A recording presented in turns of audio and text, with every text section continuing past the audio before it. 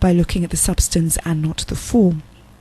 Because ultimately, whatever the package is, God uses the foolish to conform the wise. Therefore, as 1 Corinthians 1:27 states, therefore, if you're not outwardly, if you don't seem the type to be preaching the word, if you don't, if nothing in your life has indicated that, and all of a sudden there's this huge turnaround, sometimes, even that can be used to conform the wise, because it's like, wow, if even that person can get it, then everybody else can get it. But for me, I think substance is so much more important than form and in the package, because if we truly accept the fact that we are more than an ego, more than just a physical body, we will eventually therefore die physically, and our soul will last eternity. Therefore, what is the better way to deal in spiritual currency than to build up ourselves, build up our spirit, so that when we get into the afterlife, that we are strong enough to endure in that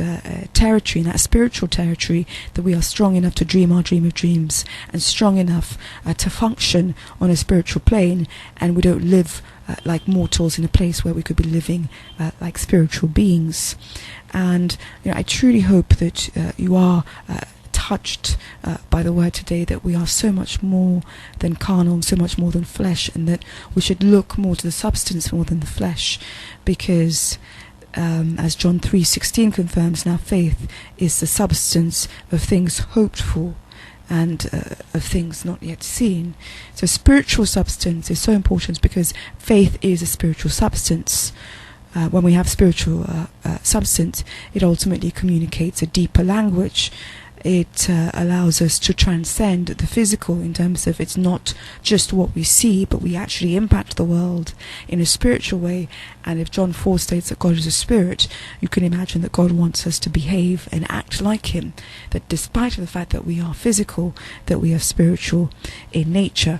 Therefore, as we go out this day, I just really hope that you embrace the fact that the substance is so much more important than the package of who you are, in terms of who you appear to look, the package of what you wear, how you dress, how you interact, what it appears that you are. The substance is what is going on that maybe people can't even see. The substance is what God sees, and how we're building ourselves up in order to truly build ourselves spiritually in this earth. Because if we build ourselves spiritually here, I think we truly have a sense of peace on earth and in heaven, because we are in alignment with our natural selves, and our natural selves is the soul.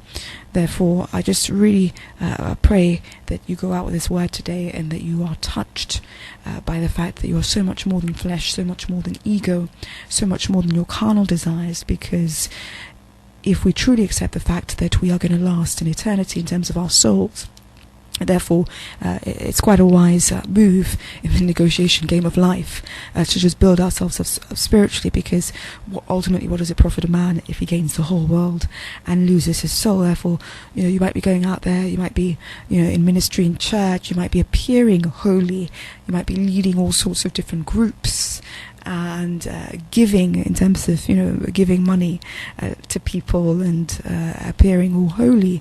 But God knows what's going on inside you. He knows that you're battling with this issue of non-belief, you're battling with this issue of faith, you're battling with this issue of, are you good enough in this kingdom? You're battling with the issue of not going deeper in the word, and not really understanding what it is that he is about, and what it is that you should be about. Therefore, I think we should all just endeavor to go in our prayer closets more, and to just whisper to God our dreams, whisper to God our fears, whisper to God what it is that we're struggling with, what the issues are, and what he deals with in private, he will also deal with publicly, in terms of making us a renewed spirit, so that we can impact his kingdom more. Because we're trained so much to pray in this country in such a loud way, and to shake and to move mountains and everything else. But as Elijah found, sometimes God is in the whisper. As he went out into the mountain, it wasn't the shaking of the mountains, etc., but it was in the whisper that God was there. Therefore, sometimes in our cars, we should just whisper to God what our fears are, whisper to God what our prayers are, and he can deal with those issues, and just talk to him privately. Because if the Bible tells us the kingdom come on earth as it is in heaven, we truly aren't seeing that, because this world is not a reflection of how it looks like in heaven. Therefore, there is still a lot more work to do in order to make this earth look so much more like it is in heaven. And in doing so, we have to start with our prayers. We have to start with building ourselves up spiritually before we can even think of impacting the world, impacting people, and sharing the gospel. And therefore, as you go out this morning, my hope is that you will pray more. My hope that is, even if you pray in a way that is not eloquent, that is not wise, that it is sincere, it is from your heart, and it is from your desires, and that you truly appreciate the fact that you are a soul, and that if this soul is supposed to last in eternity, you truly have to just be lifted up in terms of your spiritual strength, and in order for you to be truly impactful in this world and the afterlife.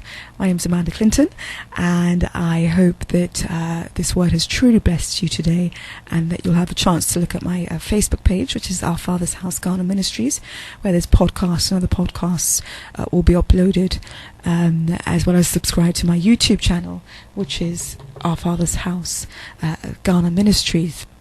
And Our Father's House is essentially about building God's spiritual house by using a variety of platforms, including radio. And to me, building God's spiritual house is so important, because we have the physical structure of God's house in terms of churches, outward displays of God, and people sitting on pews but not necessarily being impactful. But God's real house is a spiritual house. That's why Jesus went around, and his house was never located in one particular place, because his house was spreading the message of God and building God's house. Therefore, I truly hope that you've been impacted by this word today, and that you can truly build God's spiritual house in your workplace, at home, and in your church. Because sometimes the saddest thing that I found, as someone who came back to God, is that sometimes in church it can be the most polluted place in terms of people shock us by their humanity, shock us by their power moves, even within a church structure, and they're the ones who have power.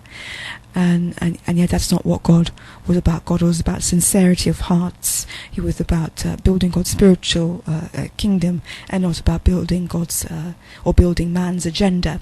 Therefore, I truly hope you've been blessed by this word today, and that you go out and impact this world in a kingdom class kind of way.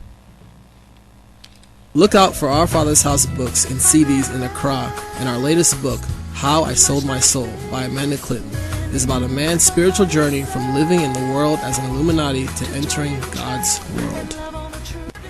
We hope you enjoyed this broadcast.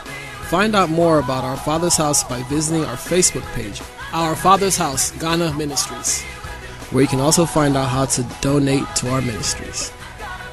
You can also watch us on our YouTube channel by logging on to youtube.com/user/Our Father's House Ghana.